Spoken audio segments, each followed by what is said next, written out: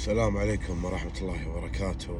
يسعد لي مساكم يا شعب، أغلى شعب في الدنيا. الرسالة اليوم إلى الأخ وزير التربية ووزير الصحة. نبلش جيم. بس السؤال، وزير التربية ووزير الصحة، أنتم ما عندكم عيال يداومون في مدارس الكويت؟ ما عندكم أحفاد يداومون في مدارس الكويت؟ ما تشوفون اليوم المستوصفات يا وزير الصحة متروسين أطفال عندهم الفيروس وكاتبين على هذا الفيروس، والأهالي قاعد يتعبون من وراء الفيروس والأطفال قاعد يتعبون من وراء الفيروس هذا؟ هل أنتم عندكم فكرة بأن هذا الفيروس قاعد يخنق أطفالنا وعيالنا؟ هل أنت عندك فكرة يا وزير التربية أن لما الولد يروح ياخذ مرضية تحتسب له 30 يوم بعدين يعتبر له غياب ونقص درجات؟ شنو الخطة اللي انتم مسوينها؟ شنو العائق اللي انتم قاعد تحطونه حق الطلبة وحق اولياء الامور؟ وين الكلام هذا؟ احنا قاعدين في دولة الكويت اللهم لك الحمد، وفيها ميزانيات ادوية وفيها كل شيء متوفر عندها.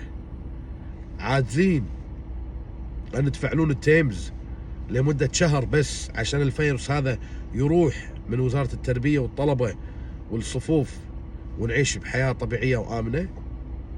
على شنو انتم قاعد تكتمون الموضوع؟ عشان ما تغيبون الطلبة؟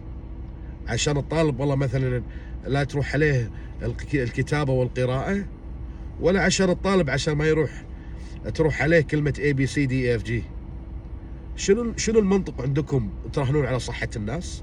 تراهنون على صحة الطلبة وولي الأمور؟ هذا كلام منطقي؟ اليوم انت وزارة الصحة عاجزة ان توفر لنا ادوية، وعندش عجز بالادوية. اليوم شنو اتجاهكم في هالفيروس هذا اللي منتشر عندنا في الجو؟ لا تقولون لا، انا ولي امر وعندي طلبة 3 اقسم بالله العلي العظيم 5 مرات امرضوا خلال شهر ونص. امرضوا شهر ونص خلال 5 مرات امرضوا، واحنا كاولياء الامور والله انمرضنا وراهم. احتقانات وضيق في الصدر وحرارة وما احنا عارفين، وتروح المستوصف يقول لك والله ما احنا عارفين احنا شو نسوي. يجيك دكتور في مستوصف يقول لك لو يغيبون الطلبة بس شهر كامل ويشغلون التيمز راح نقضي على هذا الفيروس. من المستشار اللي موجود عندك يا وزير الصحة؟ من المستشار اللي عندك يا وزير التربية؟ المفترض انكم تتساهلون مع الطلبة، والمفترض ان الغيابات اللي فيها عذر في عذر طبي ما ينحسب له حتى في الخصم الدرجات، لان هذا فيروس، وهذا الفيروس قاعد يأذي مو بس الطالب، قاعد يأذي الام والابو والاخوان. فارجو من وزير الصحة ووزير التربية ان رسالتي توصل لكم بشكل صحيح.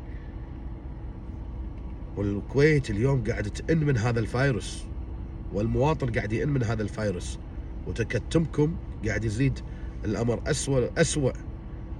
ما احنا عارفين شنو علاج الطالب هذا.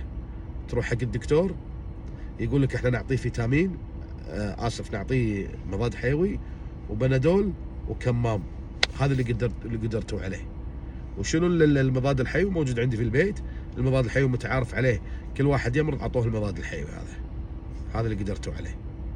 ارجوكم يا وزير التربية ووزير الصحة في النظر في هذا الامر، لان هذا قام يتفاقم وقاعد ياخذ من صحتنا وعافيتنا ومن وقتنا لمتابعة ابنائنا، وينقل المرض من ابنائنا الينا بسبب تكتمكم واهمالكم ومراعاة الوضع الصحي في وزارة التربية والطلبة.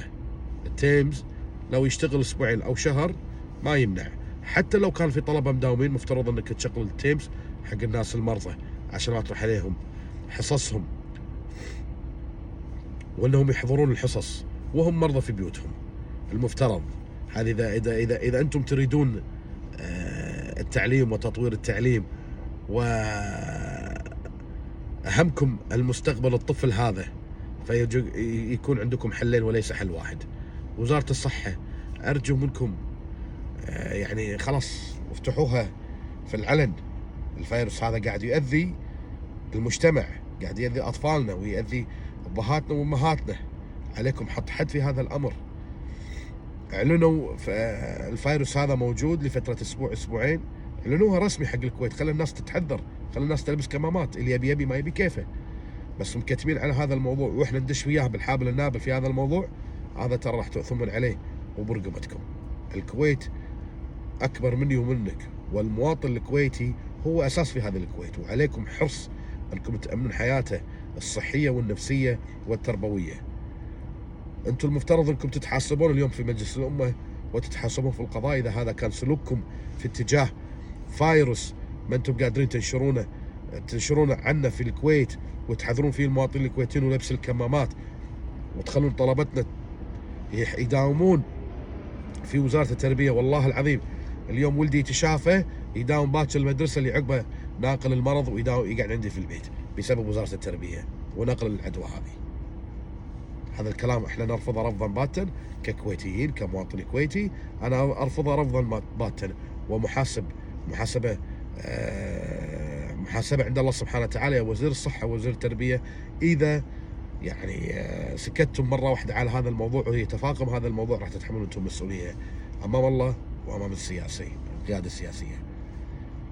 اخوكم جابر الصالح، قل خيرا او اصمت. السلام عليكم، الله يحفظ الكويت واميرها وشعبها، والله يرزقنا ويرزقكم ويعطيكم ويعطينا الصحة العافية لكم ولنا، وانه يحفظ الكويت وشعبها من كل مكروه. والسلام عليكم ورحمة الله وبركاته. قل خيرا واصمت.